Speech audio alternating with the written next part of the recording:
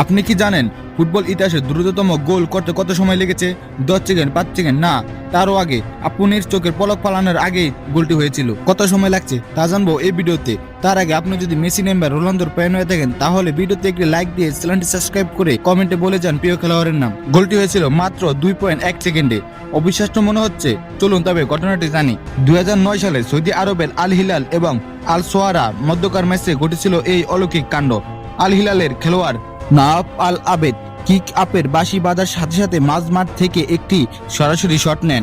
Goalkeeper কিছু বুঝে ওঠার আগে বল গিয়ে জালে জড়ায়। যদিও অপেশাদার ফুটবলে আরো দ্রুততম গোলের দাবি আছে, কিন্তু পেশাদার লেভেলের নাওয়াফ আল আবেদের এই গোলটিকে ইতিহাসে দ্রুততম ধরা হয়। অনেকে গিনিস রেকর্ড থাকা রিকার্ড আলিবার 2.8 সেকেন্ডের গোলের কথা বলেন, তবে আল আবাদের এই গোলটি সেই রেকর্ডকেও চ্যালেঞ্জ করে ফেলছে। আচ্ছা, আপনি কি কখনো খেলা শুরুর 1 মিনিটের মধ্যে কোনো গোল দেখেছেন? সেটা কোন ফুটবলার ছিল? কমেন্টে জানান।